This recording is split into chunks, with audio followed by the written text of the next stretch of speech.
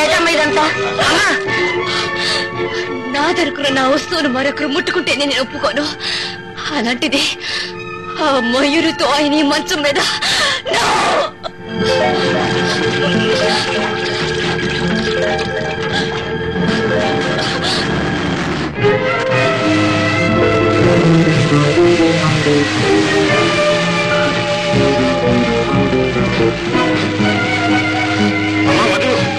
ఏం జరిగిందమ్మా? ఏమిటమ్మా ఇది?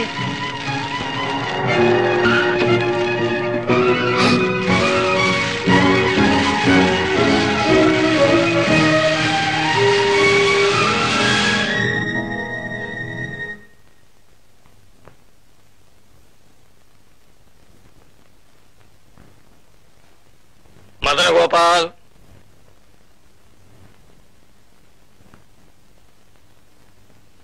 అది బోను, అక్కడ నిలబడండి.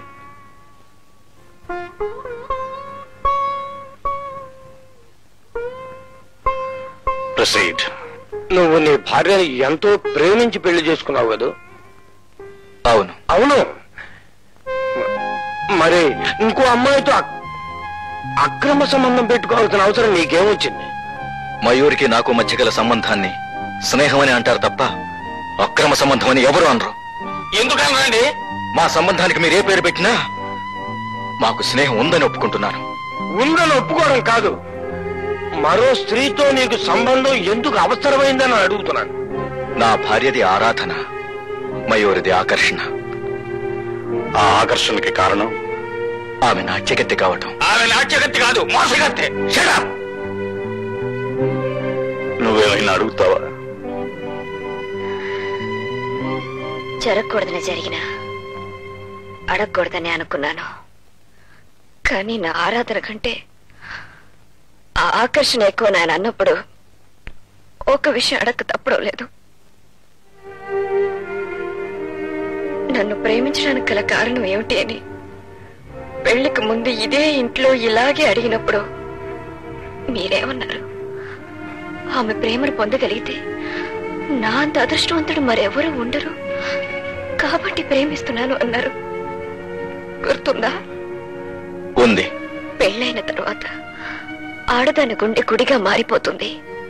ఆ గుడిలో భర్తనే భగవంతుడు వెలుస్తాడు.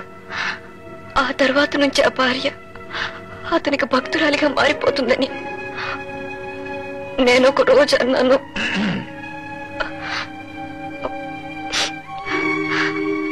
గుర్తుందా? ఉంది. ఈయనకు అన్ని విషయాలు గుర్తున్నప్పుడు నాకంటే ఆ మయూరి ఏ విధంగా ముఖ్యమైందో, నేను ఆయన మనసును మాత్రమే ఆశించి ప్రేమించి పెళ్లి చేసుకున్నప్పుడు ఆ మనసులో మరొకరికి ఎందుకు స్థానం ఇవ్వాల్సి వచ్చిందో మా పెళ్లి నిర్ణయించిన కోర్టు వారే దయచేసి తెలుసుకోవాల్సిందిగా కోరుతున్నాను. నేను వృత్తిరీత్యా న్యాయమూర్తిని అయినా ఈ కేసులో ఒక ఆడపిల్ల తండ్రిని అవుతాను. ఆడపిల్లకి తగిన భర్తను వెతికి తెచ్చే విషయంలో తుది నిర్ణయం తల్లిదండ్రులదే అవుతుంది. కానీ పెళ్లైన ఆడపిల్ల భవిష్యత్తు నిర్ణయించేది ఆమె భర్తే అవుతాడు. తల్లిదండ్రులకు ఆ విషయంలో ఏ అర్హత లేదు. అందుకే ఈ కేసులో భర్తగా నువ్వే తీర్పు ఇవ్వాలని కోరుతున్నాను.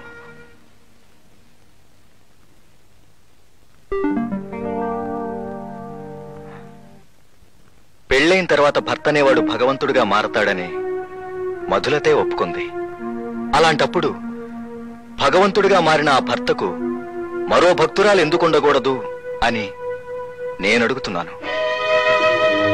నన్ను కోరుకునే మరో మనిషిని నా మనసులోకి రానివ్వకూడదు అనే సంకుచితత్వం తనకెందుకుండాలి అని అడుగుతున్నాను. భార్యగా మధులత, స్నేహితురాలిగా మయూరి నాకిద్దరూ సమానమేనని మనస్ఫూర్తిగా చెప్తున్నాను.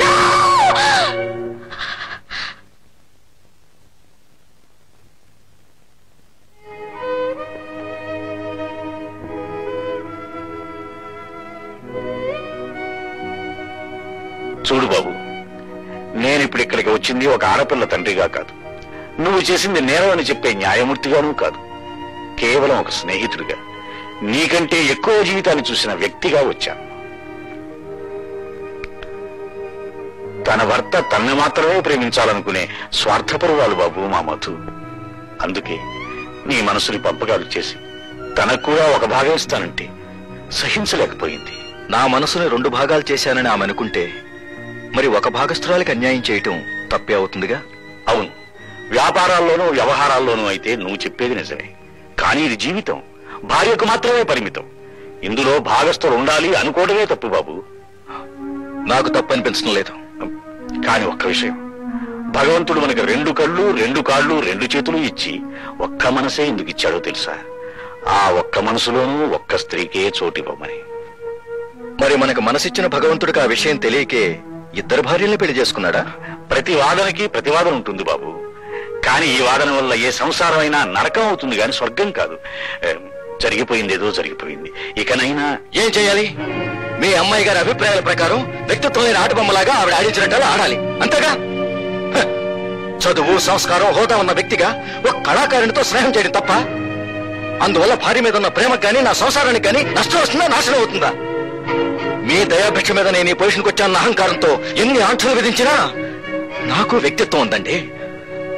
మీరు మీ అమ్మాయి ఎన్ని చెప్పినా మయూరి ఎప్పటికీ నా స్నేహితురాలే.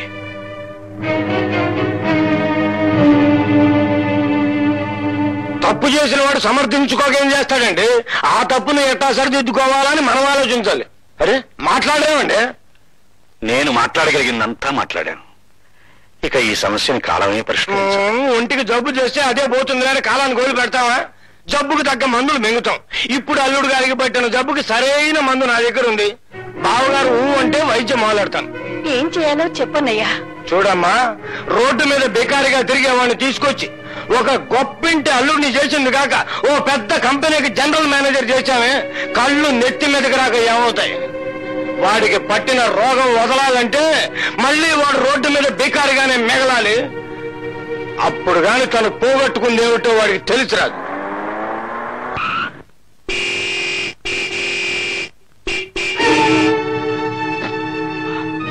ఎలా రాస్కెల్, హార్న్ కొడుతుంటే వినపట్టం లేదు? హారన్ కొట్టగానే శాల్యూట్ చేసి గేడు కరగడానికి మీరు ఇప్పుడు జనరల్ మేనేజర్ కాదండి. What non sense your talking? Non sense లేదు, గోన్ సెన్స్ లేదు. మిమ్మల్ని ఉద్యోగం నుంచి డిస్మిస్ చేశారండి. ఆఫీసు ప్రాంగణంలో ఏమిటో న్యూసెన్స్? ఏమయ్యా, వర్కింగ్ అవర్స్ లో పరాయి వాళ్ళు లోపలికి రానివ్వడానికి బుద్ధి లేదు. మీరు చేసిన నిర్వాహకానికి ఉద్యోగం నుంచి డిస్మిస్ చేసి కారు కూడా లాక్కోమన్నారు.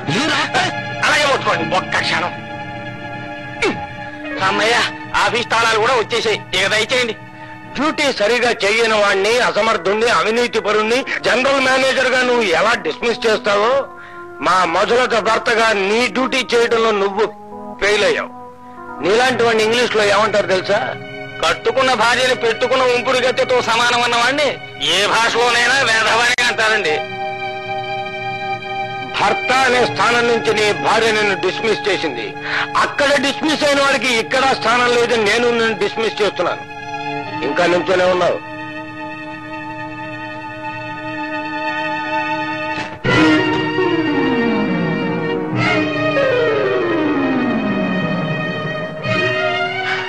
భార్యాభర్తల బంధానికి అర్థం తెలియని మనిషి ఈ ఇంట్లో అడుగు పెట్టే అర్హత కూడా పోగొట్టుకున్నట్టే.